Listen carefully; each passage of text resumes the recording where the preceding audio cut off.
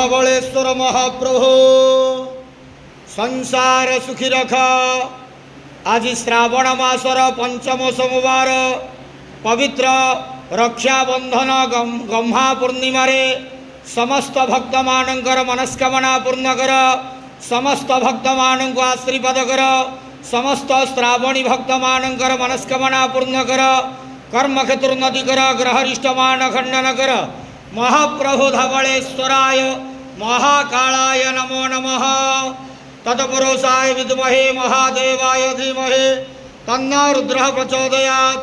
धवलेश्वर महाप्रभु संसार सुखी रखंतु आनंद गेवार। हरि बोलो। आज पवित्र रक्षाबंधन रे समस्त भक्त मानक आशीर्वाद करंतु आनंद गेवार। बाबा धवलेश्वराय नमो नमः। महाकालाय नमो नमः।